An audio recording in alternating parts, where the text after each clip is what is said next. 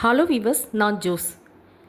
இப்போ தான் உத்தரகாண்டில் மிகப்பெரிய மேகவெடிப்பு ஏற்பட்டு பெருவெள்ளம் ஏற்பட்டு அதில் நிறைய மக்கள் அடிச்சிட்டு போய் உயிரிழந்தாங்க. அவங்களோட கடைகள், வீடுகள் எல்லாமே அந்த சேறு சகதியும் அந்த ஒரு வெள்ளத்தில், பெருவெள்ளத்தில் எல்லாமே அடிச்சிட்டு போயிடுச்சு.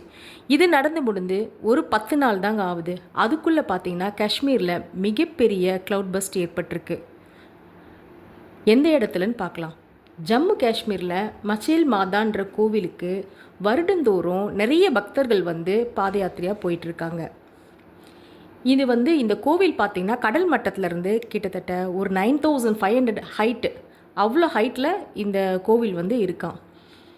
இங்கே வந்து ஆயிரக்கணக்கான பக்தர்கள் வந்து வருடந்தோறும் யாத்திரை இந்த கோவிலுக்கு தாங்க போகிறாங்க. இங்கே வந்து ஜூலை 25 பார்த்திங்கன்னா இதே மாதிரி யாத்திரைக்காக போயிட்டு இருந்திருக்காங்க மக்கள்.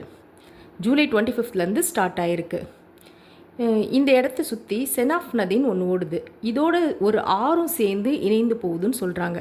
அந்த ஆறுலேருந்து கிட்டத்தட்ட ஒரு 8 கிலோமீட்ரு தள்ளி சஷோட்டின்ற ஒரு இடத்துல தான் இந்த பெரிய க்ளவுட் பஸ்ட் ஏற்பட்டிருக்குங்க. இது வந்து பனிமலைகளால் சூழப்பட்டு அதுக்கு நடுவில் இருக்கிற ஒரு சின்ன கிராமம் அப்படின்னு சொல்லப்படுது. இந்த சஷோட்டியிலேருந்து மக்கள் வந்து அந்த மச்சேல் மாதா கோவிலுக்கு வந்து 8 கிலோமீட்டர் நடந்தே தான் போகணுமாங்க. ஏன்னா பஸ்ஸு, வேன் அந்த மாதிரி எல்லா வாகனங்களும் அந்த இடத்தோட நின்றோம். அதுக்கு மேலே போகிறதுக்கான எந்த ஃபெசிலிட்டியும் கிடையாது. பக்தர்கள்லாம் அந்த இடத்துல நடந்து தான் போகணுமா. மக்கள் வந்து யாத்திரைக்காக சென்ற நேரத்தில் தான் அந்த டைமில் பார்த்திங்கன்னா அங்கே பக்தர்கள்னு பார்த்திங்கன்னா கிட்டத்தட்ட 2000 பேருக்கு மேலே இருந்திருக்காங்க. அந்த இடத்துல, அந்த ஸ்பாட், அந்த மேக வெடிப்பு ஏற்படுற இடத்துல அவ்வளோ பேர் இருந்திருக்காங்க. இதனால் செம்ம மழை ஏற்பட்டு பெரிய வெள்ளம் ஏற்பட்டிருக்கு. இதில் மக்கள் வந்து நிறைய பேர் மொத்தமாக அடிச்சுட்டு போய்பட்டிருக்குன்னு சொல்லியிருக்காங்க. இந்த சஷோட்டியில் வந்து மேக வெடிப்பு ஏற்பட்டு நிறைய வெள்ளப்பெருக்கு ஏற்பட்டதில் அதை ஒட்டி இருந்த பிளேஸில் எல்லாமே வந்து நிலச்சரிவும் ஏற்பட்டிருக்கு. இந்த வெள்ளத்தில் எவ்வளோ பேர் காணாமல் போயிருக்காங்கன்னு இன்னும் வந்து கணக்கு தெரியலையாங்க.